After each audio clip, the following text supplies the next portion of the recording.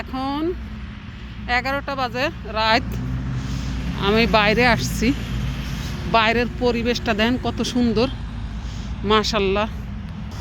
এই যে দেখেন কত সুন্দর ফুলগুলা ফুটে আছে, দেখতে কত অপরূপ লাগতেছে। মাশাল্লাহ মাশাল্লাহ। একটা বেডে আসলাম, দেখেন এখানে কি অপরূপ, কত সুন্দর দেখা যাইতেছে। আপনাদের সাথে একটা কথা শেয়ার করি। একটা লোক, একটা ছেলে বিয়ে করছে, কৃষি কাজ করে। পরে ছেলেটাকে তার ওয়াইফ পছন্দ করে না। তাহলে পছন্দ করিস না, তাহলে আগে থাকতে বললে তো হয়ে যায় যে আমি তোমারকে পছন্দ করব না।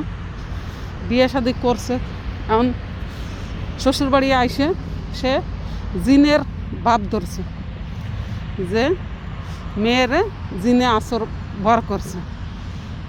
এক গাছে ওঠে, ও গাছে ওঠে, কত কবিরাজ দেখাইতেছে, কত বড় গাড়ি যাইতেছে দেখেন, মাশাল্লাহ।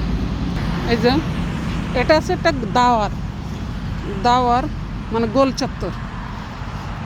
এই যে মাশাল্লাহ। আমি আর একটা বেডে যাই, অনেক সুন্দর। এই জায়গায় ফুলের নার্সারি করছে।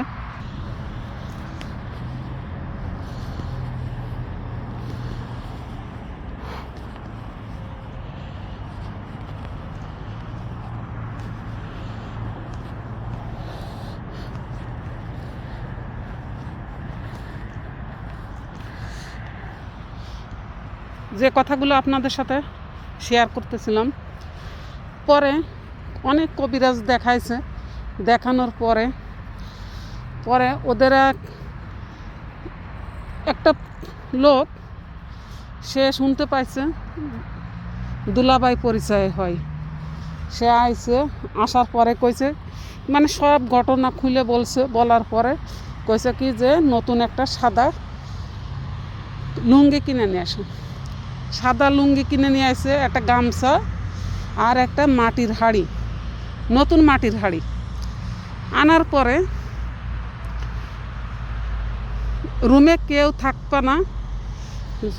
যে বউটা জিনের আশ্রয়ের বান ধরছে, ওই রুমে শুধু সেই মেয়েটা থাকবে, আর আছে এই দুলাভাই পরিচয় ও থাকবে।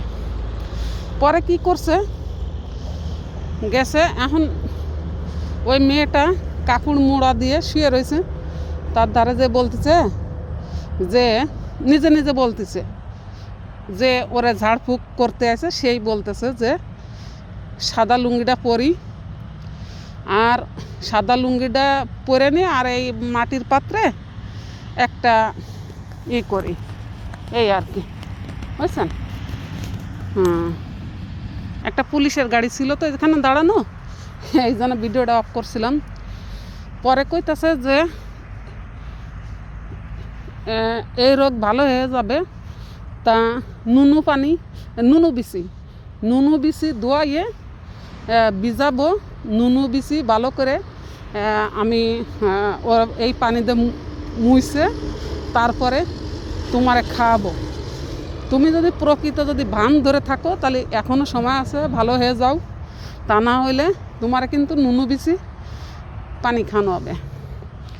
এই যেই বলছে, বলার পরে মেয়েটা কয়েকে হাই আমি যে বান ধরছিলাম সেটা তো বেচতে চলে গেল। হ্যাঁ, ও যদি নুনু বিচি পানি যদি খাওয়াই তাহলে তো সমস্যা। পরে কইছে, দুলাভাই আপনি মাফ করে দেন, আপনার বাইরে পছন্দ হয় নাই, এই জন্য আমি এই বানটা ধরছি। সত্য কথা বলার জন্য তোমাকে অনেক ধন্যবাদ। তা না হইলে ঠিকই তোমারে নুনু বিচি পানি খাওয়াই দিতাম। আমার কথায় যদি আপনারা যদি কোনো কষ্ট পান, তাহলে ক্ষমার দৃষ্টিতে দেখবেন। আর ভালো লাগলে একটু সাবস্ক্রাইব করে দেবেন, লাইক করে দেবেন, কমেন্ট করে দেবেন। ওকে, আসসালামু আলাইকুম।